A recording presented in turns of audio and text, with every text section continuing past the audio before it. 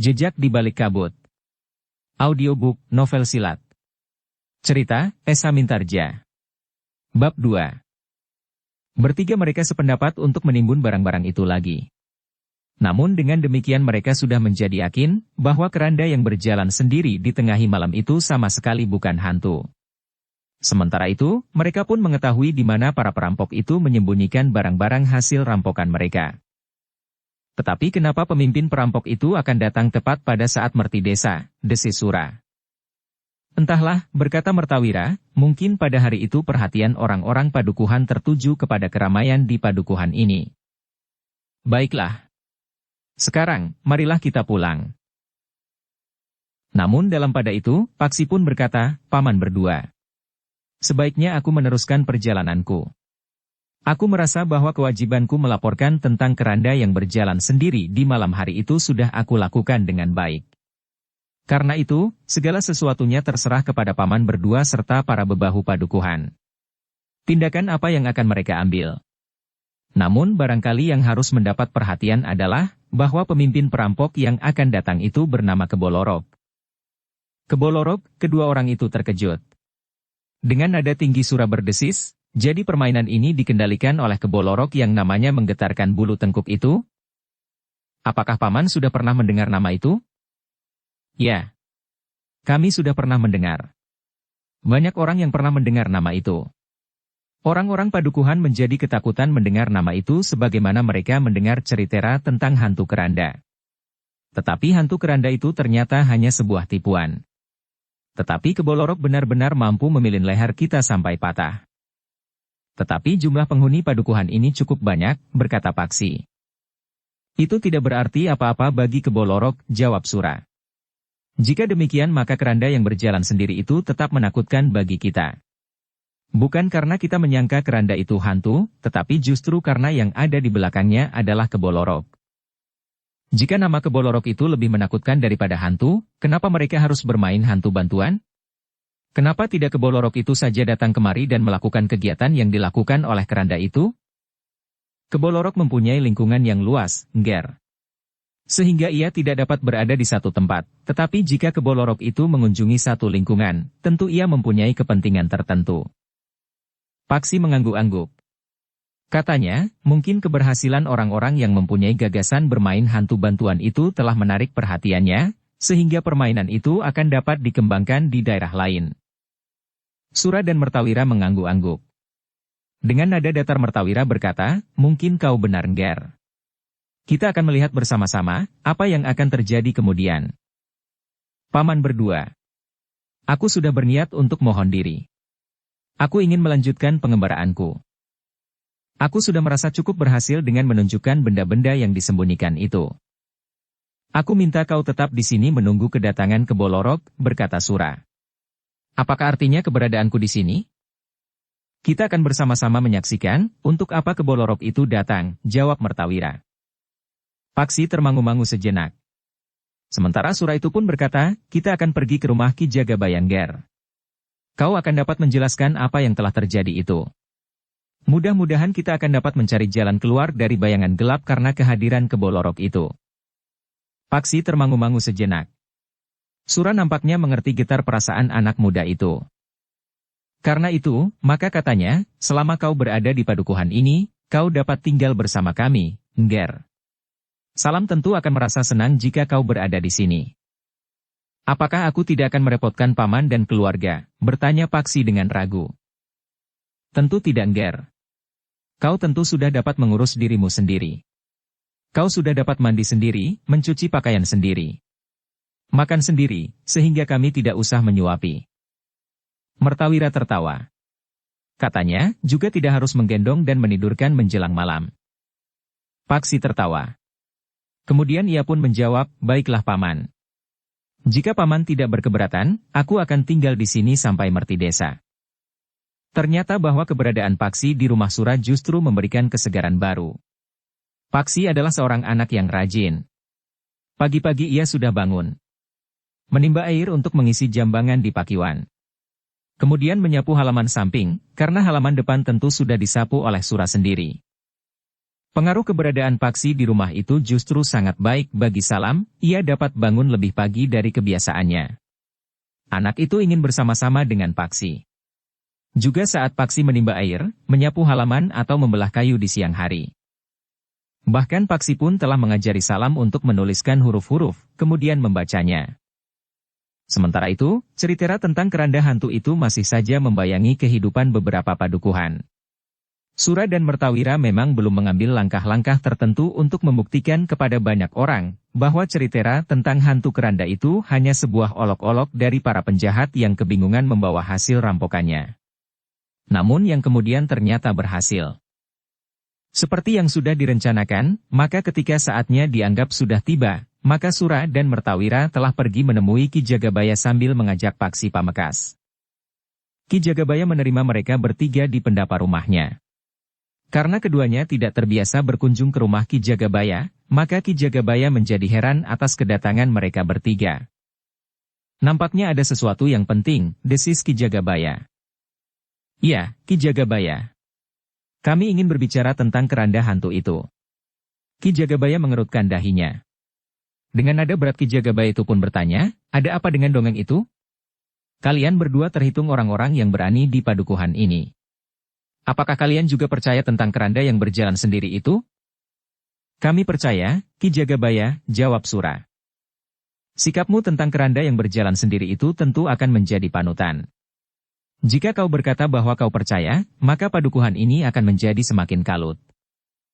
Aku telah melihat sendiri, Ki Jagabaya. Meskipun demikian, kita harus berhati-hati. Ki Jagabaya mengerutkan dahinya. Dengan nada tinggi ia berkata, apa maksudmu? Apakah kau memang menghendaki orang-orang padukuhan ini dicengkam oleh ketakutan? Dengan susah payah aku menjelaskan kepada mereka bahwa tidak ada hantu keranda. Omong kosong. Tidak ada hantu yang sedang menyebarkan wabah penyakit. Ki Jagabaya, berkata Sura kemudian, aku benar-benar telah melihat keranda itu berjalan di malam hari. Aku yakin akan penglihatanku itu. Hal itulah yang akan aku katakan kepada Ki Jagabaya. Persetan dengan igauanmu. Kau tidak akan dapat mempengaruhi aku. Kau tidak akan dapat menyeret aku ke dalam ketakutan seperti orang-orang bodoh itu. Sura termangu-mangu sejenak. Namun kemudian katanya, aku mohon Ki Jagabaya mendengarkan ceritaku. Nanti Ki Jagabaya dapat percaya atau tidak percaya. Wajah Ki Jagabaya menjadi tegang. Namun kemudian katanya, cepat katakan. Tetapi jangan mengharap aku terseret ke dalam arus yang melanda padukuhan kita dan beberapa padukuhan yang lain. Sura pun kemudian menceritakan apa yang pernah dilihatnya. Keranda yang berjalan di malam hari. Seakan-akan keranda itu berjalan sendiri. Hampir saja Ki Jagabaya yang tidak mempercayainya itu menjadi marah. Namun kemudian Sura pun menceritakan apa yang telah dilihat oleh Paksi Pamekas. Wajah Ki Jagabaya nampak berkerut. Dipandanginya Paksi dengan tajamnya. Kemudian Ki Jagabaya itu pun bertanya, siapakah kau sebenarnya? Paksi pun telah menyebut namanya. Tetapi ia selalu mengatakan bahwa dirinya berasal dari Banyu Anyar serta selalu mengatakan bahwa kedua orang tuanya sudah tidak ada lagi. Ceritamu memang masuk akal, berkata Ki Jagabaya. Kami sudah membuktikannya, Ki Jagabaya. Bukti apa? Bertanya Ki Jagabaya. Kami sudah menggali tempat para perampok itu menyembunyikan barang-barangnya. Kau telah mengambil barang-barang itu? Tidak Ki Jagabaya, jawab Mertawira, kami hanya membuktikan bahwa penglihatan Angger Paksi itu bukan sekedar mimpi atau hayalan yang ditimbulkan oleh hantu keranda. Tetapi benar-benar ada. Sekarang barang-barang itu telah kami timbun kembali. Ki Jagabaya menarik nafas dalam-dalam. Sementara Sura minta Paksi menceritakan tentang rencana Kebolorok datang ke lingkungan mereka.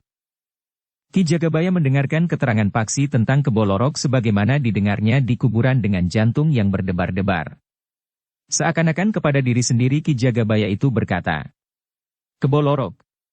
Ternyata orang itu ada di belakang cerita tentang hantu itu. Mungkin sebaliknya, Ki Bekel.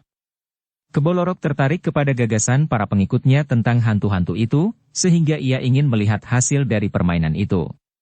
Buktikan bahwa penglihatan Angger Paksi itu bukan sekedar mimpi atau hayalan yang ditimbulkan oleh hantu keranda. Tetapi benar-benar ada. Kebolorok itu sendiri lebih dari hantu yang manapun juga, berkata Ki Jagabaya. Apakah kita sepadukuhan tidak dapat menghentikannya? Bertanya Mertawira.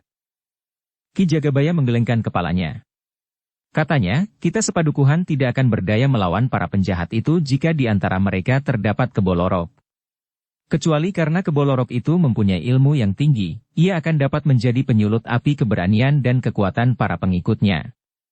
Bersama kebolorok itu sendiri, maka sekelompok penjahat tidak akan dapat dihentikan oleh orang sepadukuhan.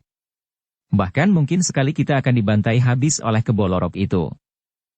Jadi, apa yang sebaiknya kita lakukan jika benar besok pada saat kita merti desa kebolorok itu datang? Kita akan berbicara dengan Ki Bekel. Ternyata Ki Jagabaya tidak membuang waktu. Diajaknya ketiga orang yang datang ke rumahnya itu langsung menemui Ki Bekel. Merti desa itu tinggal beberapa hari lagi. Kita harus dapat mempersiapkan diri sebaik-baiknya. Jika kita harus menyerang kepada keadaan, apa boleh buat? Kita tidak akan berbuat apa-apa. Tetapi jika Ki Bekel masih melihat satu kesempatan untuk menggeliat meskipun kebolorok ada di sini, maka biarlah kita mempersiapkan diri selagi kita masih mempunyai waktu, gumam Ki Jagabaya. Ternyata Ki Bekel juga merasa heran melihat kedatangan Ki Jagabaya bersama tiga orang ke rumahnya. Di wajah mereka nampak persoalan yang membebani mereka, sehingga mereka harus datang menemuinya. Apakah Ki Jagabaya tidak dapat menyelesaikan persoalan mereka sehingga mereka harus datang kepadaku? Bertanya Ki Bekel di dalam hatinya.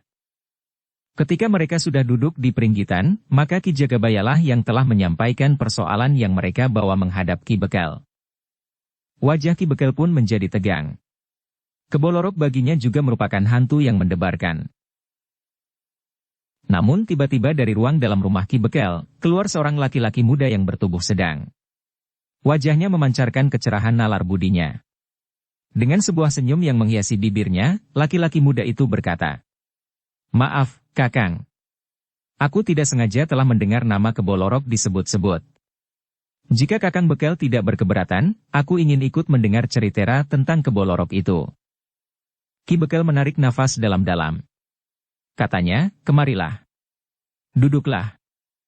Sura dan Mertawira terkejut melihat laki-laki itu. Hampir berbareng mereka menyapa, "Adik Panatas." Laki-laki itu tersenyum. Sambil mendekat ia bertanya, "Kakang berdua tidak lupa kepadaku?" "Tentu tidak," jawab Mertawira. Laki-laki muda itu pun kemudian duduk bersama mereka. Ki Bekel pun kemudian berkata, "Kemarin ia datang." "Adik Panatas," adik Ki Bekel itu tersenyum sambil menyahut, "Aku sudah menjadi sangat rindu pada padukuhan ini. Kau datang pada saat padukuhan ini dibayangi oleh hantu keranda yang mencekam seluruh penghuninya.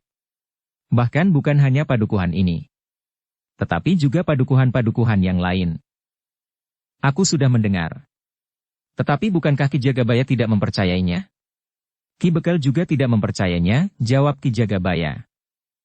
"Tetapi agaknya hantu bantuan itu ada hubungannya dengan kebolorok."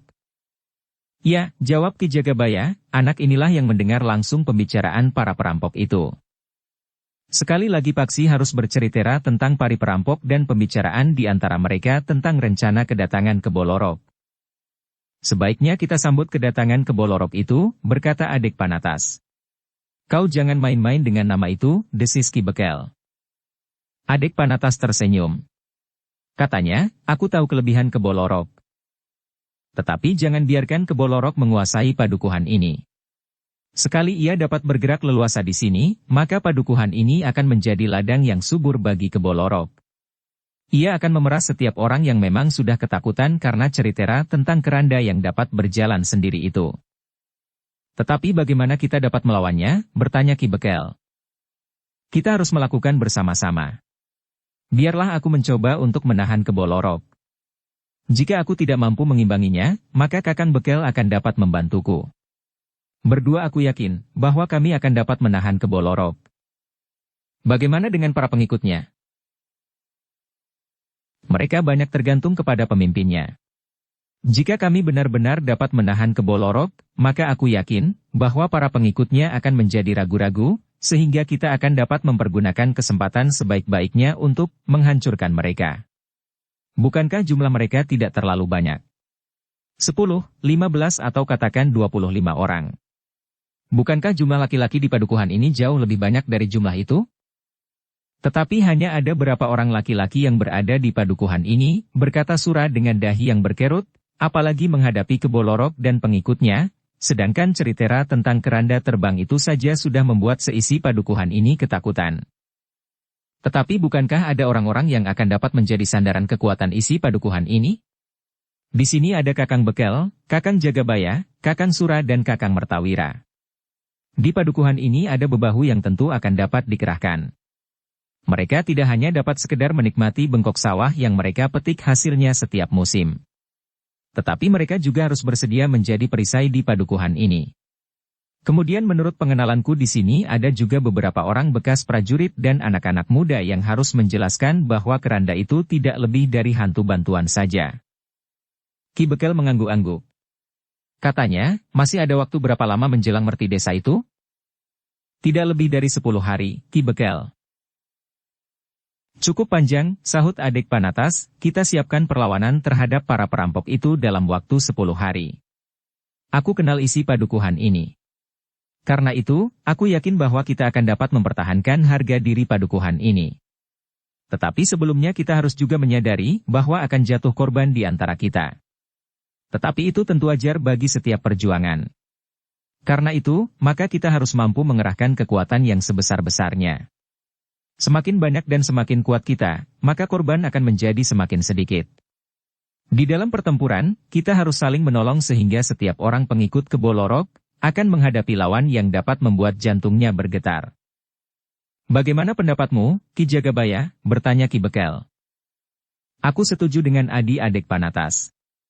Aku akan menggerakkan setiap laki-laki di padukuhan ini. Baiklah, berkata Sura, jika kita sudah sependapat bahwa kita akan mengadakan perlawanan, maka kita harus melakukan dengan sepenuh hati. Kita tidak boleh ragu-ragu. Jika kita menjadi ragu, maka kita justru akan terjebak dalam kesulitan. Tentu Kakang Sura.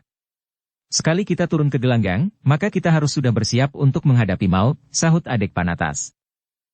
Itulah yang harus dijelaskan kepada rakyat padukuhan ini. Jika mereka bersedia, kita harus benar-benar terjun dengan segala akibat yang mungkin terjadi. Sebaliknya, jika rakyat padukuhan ini ragu, sebaiknya kita pasrah saja pada keadaan, meskipun leher kita akan dicekiknya, sahut Mertawira. Ki Bekel mengangguk-angguk.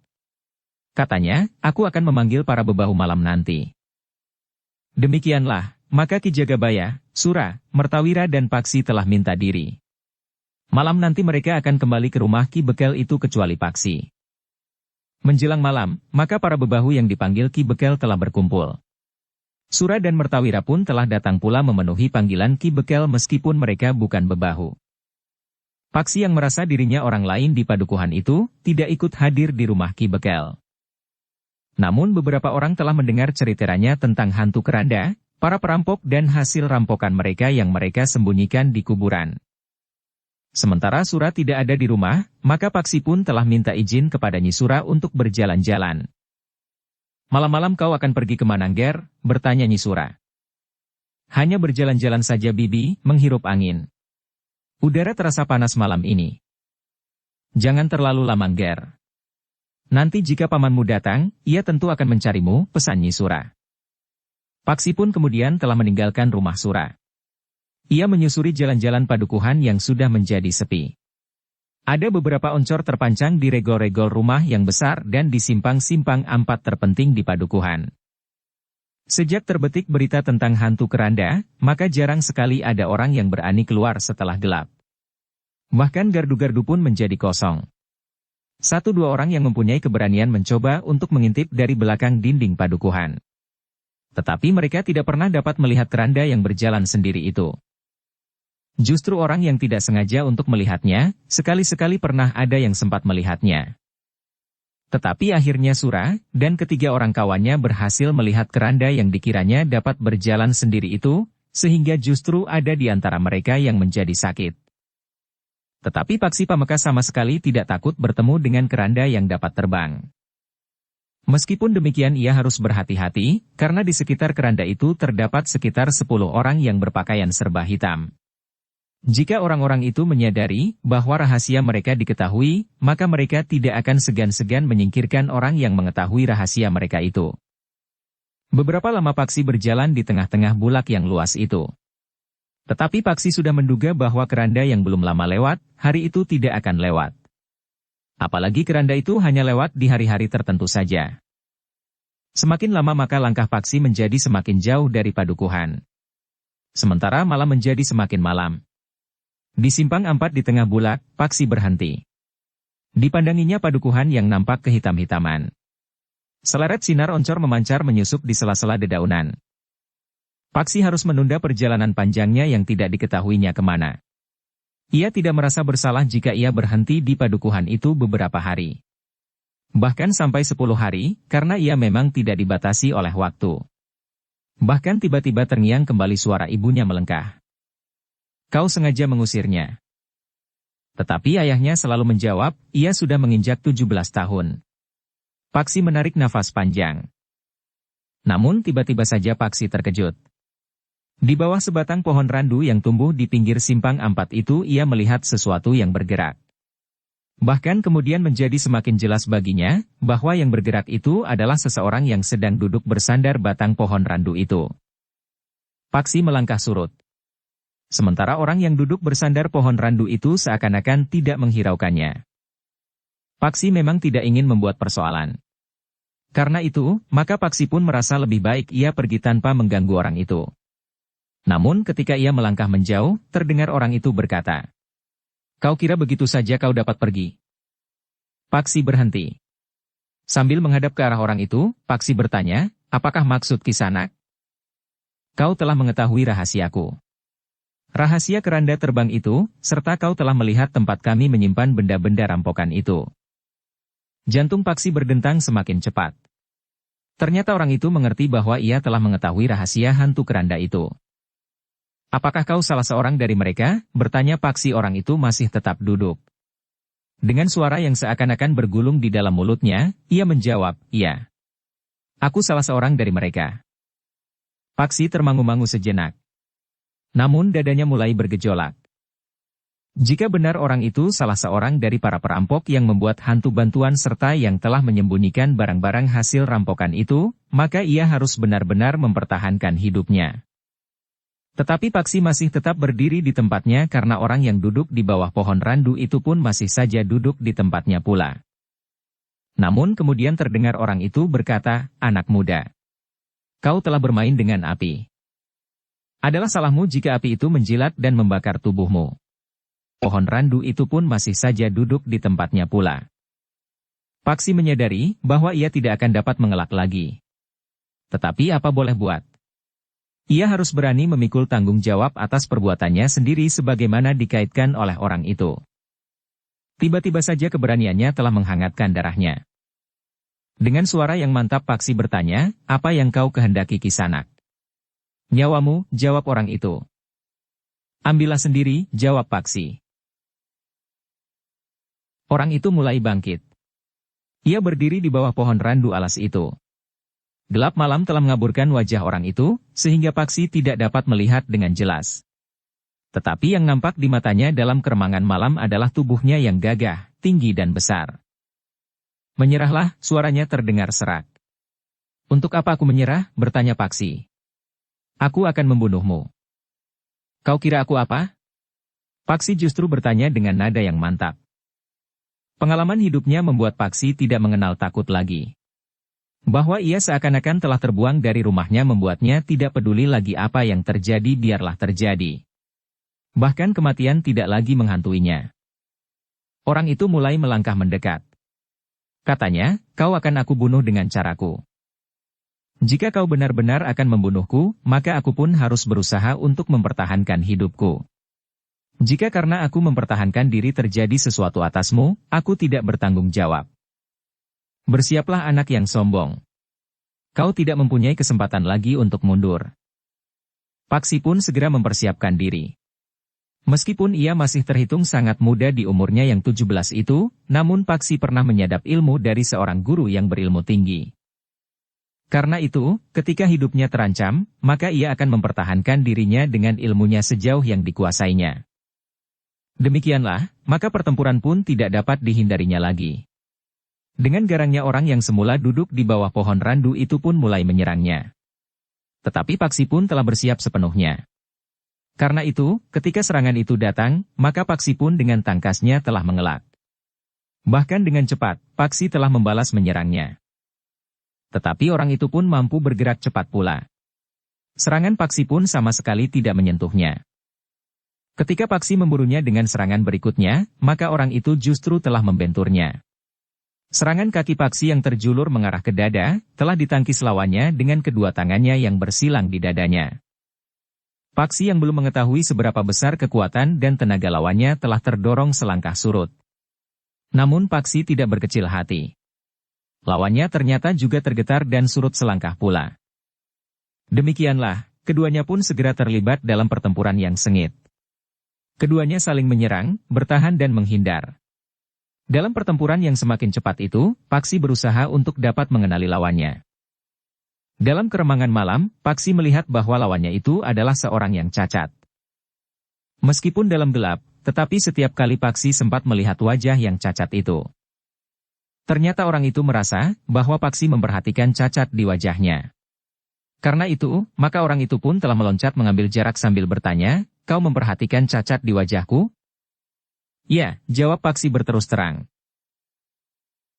Orang itu tertawa. Katanya, "Aku adalah seorang penjahat yang sudah berpuluh tahun melakukan kejahatan. Aku pernah menjadi pencopet kecil, pencuri ayam dan jemuran. Aku pernah menjadi penyamun di tempat-tempat sunyi. Kemudian aku menjadi perampok dan bahkan perampok di laut. Selama berpuluh tahun aku ditempa oleh kerasnya duniaku. Cacat di tubuhnya terjadi di sepanjang pengalamanku yang luas itu. Aku pernah disangka mati karena dipukuli orang sepasar. Tubuhku dilemparkan begitu saja ke jurang tidak terlalu jauh dari pasar itu." "Jangan membual," potong Paksi. "Kau menjadi ketakutan mendengar petualanganku?" bertanya orang itu. "Sama sekali tidak," jawab Paksi. "Jika sampai hari ini kau masih sempat bertualang, maka malam ini petualanganmu akan berakhir di sini." Orang itu tertawa semakin keras. Katanya, "Kau benar-benar anak yang sombong. Tetapi kau akan segera menyesali kesombonganmu itu." "Aku sudah siap apapun yang terjadi," jawab Paksi. Orang itu tidak segera menyerang lagi. Tetapi ia pun berkata, "Lihat, betapa wajahku menjadi cacat. Kakiku sedikit timpang. Bekas luka yang terdapat di mana-mana. Tetapi ilmuku pun meningkat di setiap goresan yang terdapat pada tubuhku. Aku tidak peduli. Tetapi aku akan mempertahankan hidupku." Orang itu pun mulai melangkah mendekat lagi. Dengan cepat orang itu telah menyerang pula. Pertempuran pun telah menyala kembali. Keduanya bergerak semakin cepat. Serangan demi serangan telah dilakukan oleh kedua belah pihak. Orang yang berwajah dan bertubuh cacat itu ternyata semakin lama menjadi semakin garang. Serangan-serangannya menjadi semakin cepat dan semakin keras. Tetapi Paksi pun telah meningkatkan kemampuannya pula. Pada umurnya, Paksi memiliki tenaga yang mantap. Kebiasaannya bermain dengan permainan keras telah membantu meningkatkan kekuatan dan ketahanan tubuhnya. Kesenangannya bergulat di tepian membuat tubuhnya semakin liat dan tahannya pun menjadi semakin tinggi. Karena itu maka setelah bertempur beberapa lama, tenaga Paksi pun masih belum menyusut. Tetapi pengalaman orang cacat itu memang jauh lebih luas dari Paksi. Karena itu, maka setiap kali serangan orang itu mengejutkan Paksi. Namun betapapun Paksi mengerahkan kemampuannya, orang itu ternyata mampu menembus pertahanannya. Serangan-serangannya sekali-sekali telah menyentuh tubuhnya. Tetapi setelah bertempur beberapa lama, Paksi mulai melihat celah-celah pertahanan lawannya. Paksi yang kemudian mengalami kesulitan itu, tidak lagi sekedar bertempur dengan unsur-unsur gerak yang dikuasainya. Tetapi ia harus mempergunakan penalarannya sebaik-baiknya. Ia harus membuat perhitungan-perhitungan dengan cepat, tetapi cermat agar tidak justru membuatnya semakin sulit. Ketika Paksi harus meloncat menjauhi lawannya untuk mengambil jarak, ia melihat bahwa lawannya tidak terlalu cepat menyusulnya. Terasa ada tenggang waktu sekejap sebelum lawannya melibatnya lagi dalam pertempuran yang sengit. Tidak justru membuatnya semakin sulit. Sekali dua kali Paksi mencoba, sehingga ia pun dapat mengambil kesimpulan bahwa lawannya kurang memiliki ketangkasan untuk bertempur dengan loncatan-loncatan panjang. Dengan demikian, maka Paksi telah memilih cara yang justru tidak disukai lawannya. Paksi bertempur pada jarak yang dipeliharanya dengan baik. Ternyata Paksi berhasil mempersulit kedudukan lawannya. Tetapi setiap kali pengalaman orang cacat yang luas itu, terasa sangat berpengaruh dalam pertempuran itu. Orang cacat itu tidak mau terpancing dalam pertempuran dengan jarak yang panjang. Setiap kali Paksi meloncat menjauh, lawannya tidak tergesa-gesa memburunya. Tetapi ia justru melangkah satu-satu mendekatinya. Paksilah yang kemudian menjadi tidak telaten. Ia menjadi tidak sabar lagi, sehingga ia tidak berpegang teguh pada perhitungannya. Dengan demikian, maka serangan-serangan lawannya itu menjadi semakin sering menembus pertahanan anak muda itu. Ketika Paksi menjulurkan kakinya menyerang ke arah lambung lawannya, maka orang cacat itu justru menjatuhkan dirinya. Kakinya dengan cepat menyapu kaki Paksi yang lain, sehingga Paksi telah menjadi kehilangan keseimbangan. Karena itu, maka Paksi pun telah terjatuh. Tetapi ia pun dengan cepat bergulir. Dengan tangkas pula Paksi segera meloncat bangkit. Tetapi di luar dugaan, lawannya yang timpang, yang selalu menghindari pertempuran dengan jarak yang panjang, mampu meloncat dengan cepat. Ternyata Paksi terkejut. Tetapi ia terlambat menghindar. Tangan orang itu dengan cepat menghantam perutnya. Di luar sadarnya, Paksi terbungkuk. Namun dengan cepat pula lawannya memegang kepalanya. Dengan kerasnya kepala Paksi telah membentur lutut orang yang timpang itu. Mata Paksi menjadi gelap. Tetapi ia tidak mau kehilangan kesadarannya.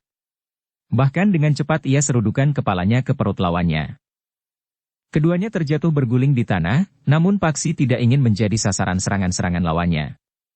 Meskipun perutnya masih terasa mual serta kepalanya masih sangat pening, tetapi Paksi telah bersiap kembali untuk bertempur. Pada saat yang sama, lawannya telah bangkit pula. Bahkan dengan cepat ia telah menyerang Paksi. Sambil meloncat orang itu telah menjulurkan tangannya ke arah dada. Tetapi Paksi dengan cepat bergeser ke samping. Justru pada saat tangan lawannya terjulur, Paksi telah menyerang lambung orang itu dengan kakinya. Meskipun orang itu menggeliat, tetapi kaki Paksi masih dapat menggapainya, sehingga orang yang sedang meluncur itu telah terdorong ke samping dan jatuh berguling. Tetapi orang itu kurang beruntung, bahwa ia tidak memperhatikan parit yang membujur di pinggir jalan, sehingga ia justru terperosok ke dalamnya. Dengan cepat orang itu bangkit. Pakaian dan tubuhnya menjadi basah kuyup. Karena hal itu tidak terduga, maka beberapa teguk air telah masuk ke dalam kerongkongannya. Ketika orang itu sibuk mengusap wajahnya, serangan Paksi telah datang lagi. Kakinya dengan cepat sekali terjulur menyambar kening orang itu. Sekali lagi orang itu terlempar. Bahkan orang itu telah terlempar ke dalam lumpur di kotak sawah yang basah. Paksi yang ingin mengambil kesempatan tidak menunggunya. Dengan cepat ia memburu lawannya. Demikian lawannya bangkit, maka tangannya telah menyambar dagu. Gigi orang itu terdengar gemeretak. Dengan kasarnya orang itu mengumpat. Tetapi ketika dengan satu putaran kaki Paksi menyambar dadanya, maka orang itu telah terlempar jatuh. Dengan cepat orang itu bangkit. Tetapi ia tidak berusaha menyerang Paksi. Dengan serta-merta, maka orang itu pun telah melarikan dirinya ke dalam kegelapan. Beberapa puluh langkah Paksi mengejarnya. Tetapi kemudian ia pun telah menghentikan usahanya untuk menangkap orang itu. Karena itu, maka Paksi pun kemudian berhenti. Paksi menarik nafas dalam-dalam. Ternyata ia harus terlibat dalam pertempuran dengan salah seorang di antara para perampok yang telah membuat hantu bantuan itu. Bahkan hampir saja ia terdesak. Jika ia gagal mempertahankan dirinya, maka nyawanya tentu benar-benar akan dihabisi oleh orang itu. Paksi berdiri termangu-mangu sejenak. Angin terasa semilir menghembus kulitnya. Ketika Paksi menengadahkan wajahnya, dilihatnya langit bersih. Bintang-bintang berkeredipan ke batas cakrawala. Namun tubuh Paksi semakin terasa nyeri. Tulang-tulangnya bagaikan menjadi retak. Sedangkan kepalanya masih saja terasa pening. Sejenak Paksi berdiri termangu-mangu. Namun kemudian ia pun membenahi pakaiannya. Ketika ia melangkah kembali ke padukuhan, sendi-sendinya terasa sakit. Ketika Paksi memasuki regol halaman rumah Sura, ternyata Sura masih duduk di sebuah lincak bambu yang panjang di serambi. Demikian ia melihat Paksi memasuki regol halaman dan keremangan malam, Sura pun segera bangkit dan menyongsongnya. Kau membuat aku cemas, Nger. Paksi menarik nafas panjang. Namun ia pun bertanya pula, pertemuan di rumah Ki Bekel itu begitu cepat selesai. Pertemuan itu cukup lama, Nger. Kaulah yang pergi terlalu lama. Kita sudah berada di belahan malam terakhir. Paksi menarik nafas dalam-dalam. Tengah malam memang sudah lewat. Agaknya ia bertempur cukup lama pula. Marilah Nger, ajak Sura, sudah waktunya kita beristirahat. Keduanya pun melangkah ke serambi. Namun Paksi pun berkata, aku akan pergi ke Pakiwan Paman. Baiklah. Tetapi lewat pintu butulan saja. Aku akan masuk lewat pintu butulan. Paksi pun kemudian langsung pergi ke Pakiwan lewat samping rumah meskipun Sura mengajaknya lewat ruang dalam rumahnya. Paksi memang harus membersihkan tubuhnya dari debu dan lumpur. Tetapi ia tidak dapat membersihkan pakaiannya malam itu. Ketika Paksi masuk ruang dalam lewat pintu butulan, Sura terkejut. Ia melihat wajah anak itu lembab kebiru-biruan dekat arah matanya, langkah Paksi pun menjadi berat dan bahkan kaki kanannya menjadi sedikit timpang. Apa yang terjadi, Nger? Paksi menarik nafas dalam-dalam. Sura kemudian menggandengnya dan mempersilahkannya duduk di atas tikar pandan. Paksi yang nampak sangat letih dan sekali-sekali memegang perutnya yang sakit dan mual, duduk sambil menundukkan wajahnya. Ketika ia mencuci mukanya, terasa wajahnya menjadi pedih. Apa yang terjadi? Sura mendesaknya, aku sudah gelisah menunggumu. Ternyata kau telah mengalami sesuatu. Aku berjalan-jalan sampai keluar padukuhan ini Paman. Tetapi malang, aku bertemu dengan salah seorang dari para perampok itu. Ketika aku diserang, aku mencoba untuk bertahan. Tetapi inilah yang terjadi. Tetapi aku masih beruntung bahwa aku sempat lari, jawab Paksi merendahkan diri agar orang-orang padukuhan itu tidak terlalu menaruh pengharapan kepadanya jika ternyata kelak mereka benar-benar harus menghadapi Kebolorok. Sura mengerutkan dahinya. Di luar sadarnya ia pun berdesis, syukurlah bahwa kau dapat melepaskan dirimu. Paksi tidak menyahut. Tetapi ia melihat sesuatu yang terbersit di hati Sura. Meskipun ragu-ragu, Sura itu pun bertanya, tetapi bagaimana peristiwa itu terjadi? Apakah kau tahu pasti bahwa orang itu salah seorang di antara para perampok itu? Paksi termangu-mangu sejenak. Namun kemudian ia pun berkata, orang itu tiba-tiba saja menuduhku bahwa aku telah mengetahui rahasianya. Aku tidak tahu, apakah ia benar-benar mengetahui bahwa aku menyaksikan apa yang telah dilakukan oleh para perampok itu atau sekedar mencari alasan untuk melakukan kekerasan. Tetapi agaknya orang itu benar-benar ingin membunuhku. Sura mengangguk-angguk. Katanya, jika demikian, kita memang harus berhati-hati. Nampaknya mereka sudah membuat persiapan-persiapan menjelang kehadiran Kebolorok. Mungkin sekali, Paman. Karena itu, besok jangan berjalan-jalan setelah lewat senja. Nampaknya keadaan menjadi gawat. Bukan saja cerita tentang hantu keranda, tetapi orang-orang itu telah langsung melakukan kekerasan. Paksi mengangguk-angguk kecil sambil menjawab, baik, Paman. Bila Kebolorok itu benar-benar akan datang saat padukuhan ini merti desa, maka keadaan akan menjadi gawat. Tetapi apakah Paman dan para bebahu padukuhan ini pasti bahwa Kebolorok akan melakukan tindakan kekerasan terhadap padukuhan ini? Aku sekedar melihat hasil kerja orang-orangnya yang berkeliaran di sekitar tempat ini dan menyembunyikan harta bendanya di kuburan itu. Kita memperhitungkan keadaan yang paling gawat yang mungkin terjadi, Nger, jawab Sura. Kita semuanya memang berharap bahwa Kebolorok tidak akan mengganggu padukuhan ini. Tetapi jika gangguan ini terjadi, maka kita tidak akan tinggal diam. Paksi mengangguk-angguk. Sementara Sura itu berkata selanjutnya, karena itu, maka kita akan mempersiapkan diri sejauh dapat kita lakukan. Kita harus mempertahankan harga diri agar kita untuk selanjutnya tidak akan menjadi ampas kelapa yang diperah sampai kering. Paksi memandang wajah Sura sejenak. Wajah itu nampak bersungguh-sungguh. Bahkan sekali dua kali Sura mengusap keringatnya yang mengembun di kening. Paksi mengerti bahwa persoalan yang telah dibicarakan oleh Ki Bekel dengan para bebahunya itu dianggap persoalan yang gawat sekali, karena akan menyangkut kehidupan di padukuhan itu. Dengan ragu-ragu Paksi pun kemudian bertanya, Paman, jadi apakah yang akan dilakukan oleh Ki Bekel dan para bebahu menghadapi kemungkinan kedatangan Kebolorok? Kita akan bersiap. Ki Jagabaya akan mengumpulkan anak-anak muda serta laki-laki yang berani serta masih mempunyai kemampuan untuk berkelahi.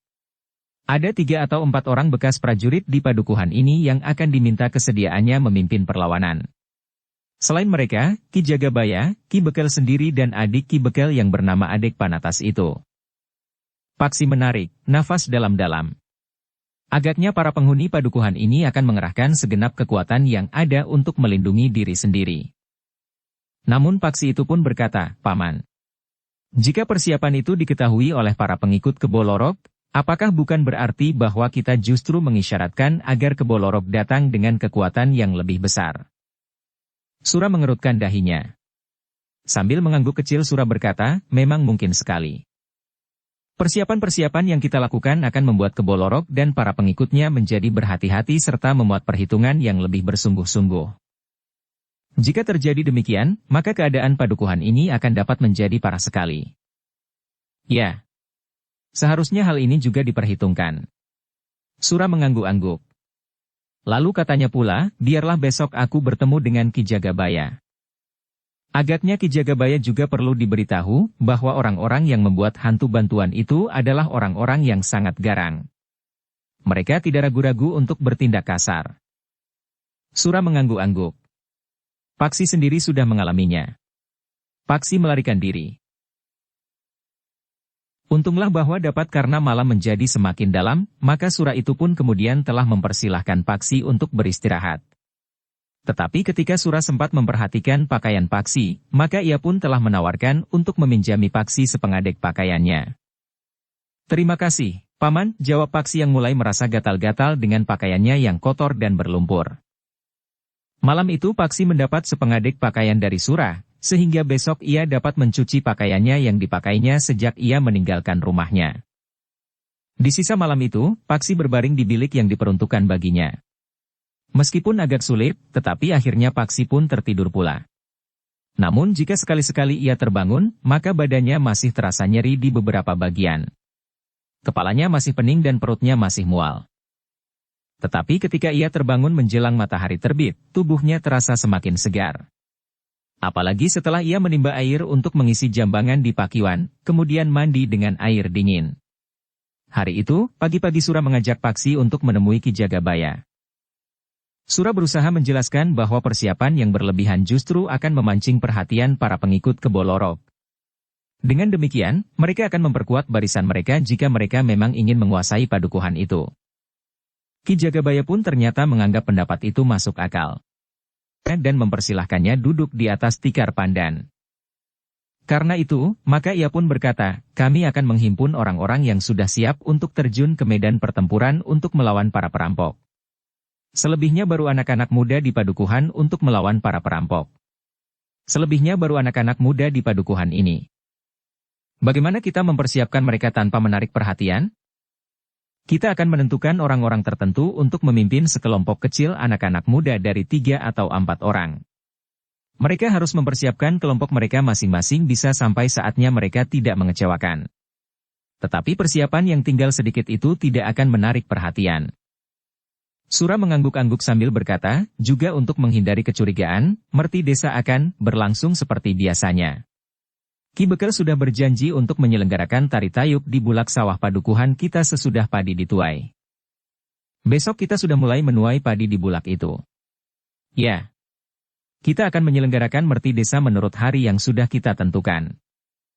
Ternyata Ki Jagabaya kemudian telah menjalankan tugasnya dengan baik.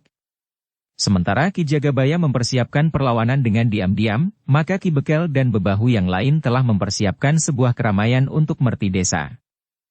Dalam pada itu, maka para perampok pun telah bersiap-siap sebaik-baiknya pula untuk menyambut kedatangan salah seorang pemimpin mereka, Kebo Lorok. Jika Kebo Lorok hadir di lingkungan itu, maka Kebo Lorok akan melihat hasil kerja mereka. Barang-barang yang telah mereka simpan di kuburan, serta keramaian merti desa di padukuhan sebelah. "Apakah orang-orang padukuhan itu bersedia menerima kita untuk ikut hadir dalam keramaian merti desa itu?" desis salah seorang perampok itu. Kawannya tertawa. Katanya, sambil membawa keranda. Kawan-kawannya yang lain pun tertawa. Namun seorang dari mereka berkata, "Bersedia atau tidak, kita akan menentukan sikap kita sendiri." Maksudmu? Di saat mereka sedang menyelenggarakan keramaian, kita akan lewat. Jangan terlalu dekat. Maka mereka akan menjadi sangat ketakutan. Keramaian itu akan bubar. Masing-masing akan melarikan diri dan pulang dengan tubuh gemetar.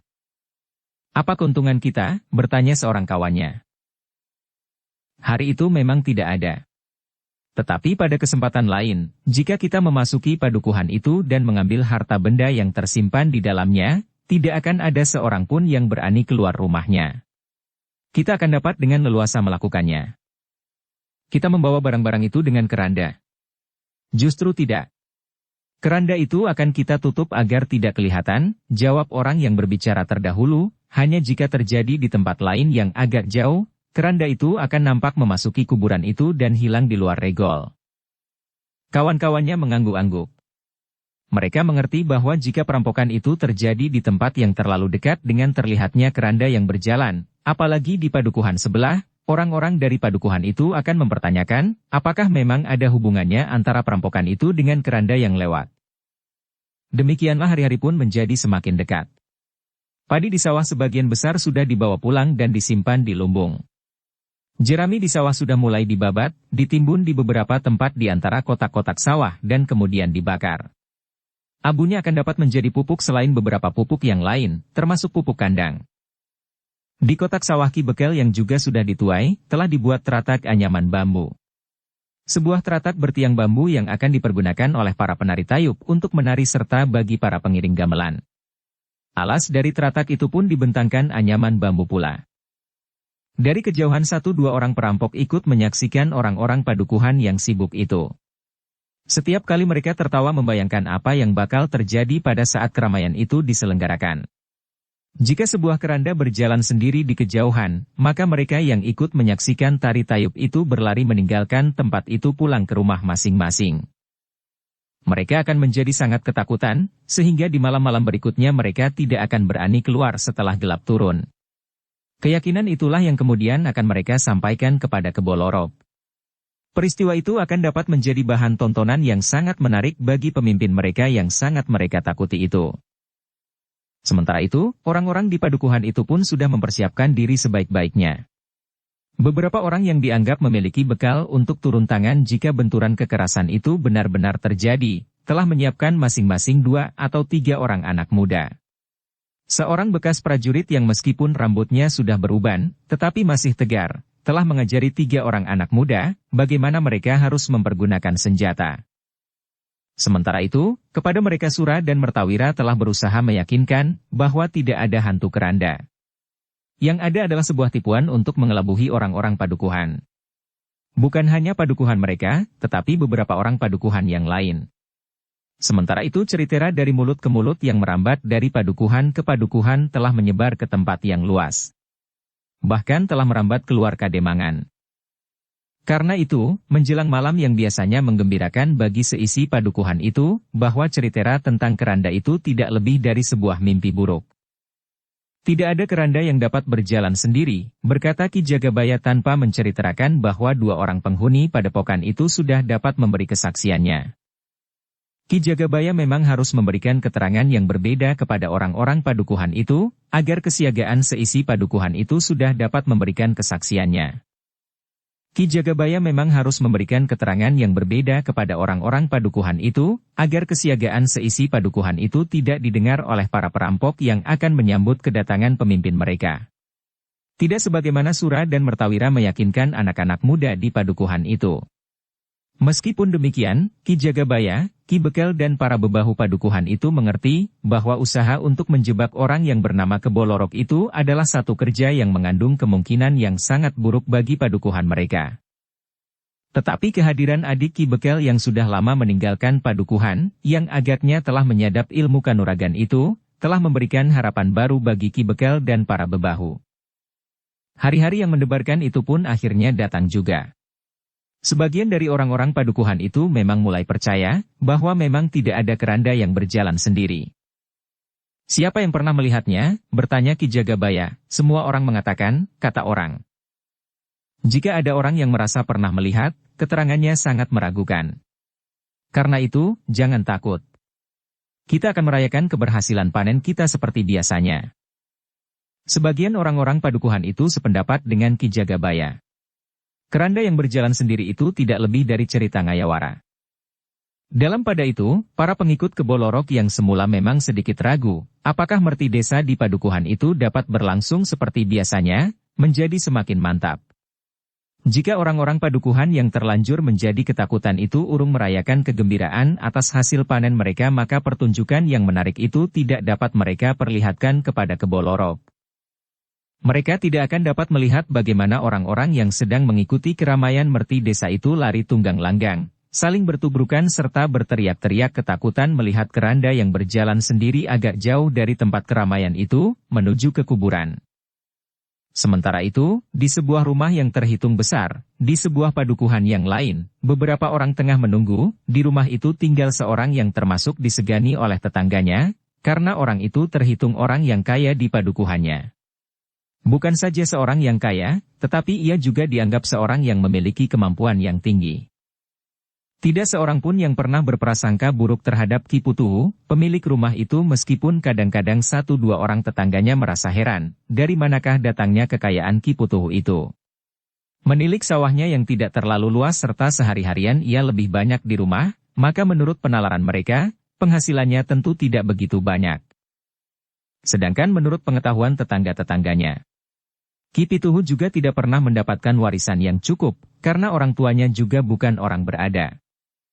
Namun bagi tetangga-tetangganya, Ki Putuhu adalah seorang yang sangat baik. Ia seorang yang sangat sering sekali memberikan bantuan kepada orang-orang yang membutuhkan bantuan kepada orang-orang yang membutuhkannya. Juga kepada padukuhannya, Ki Putuhu sering memberikan sumbangan yang berarti. Tidak seorang pun yang pernah mencurigai bahwa di rumah Ki Putuhu yang baik itu tinggal beberapa orang yang hari itu sedang menunggu kehadiran seseorang yang bernama Kebo Lorok. Bersambung ke bab 3. Dukung kami dengan subscribe, follow, like, komen dan share. Terima kasih.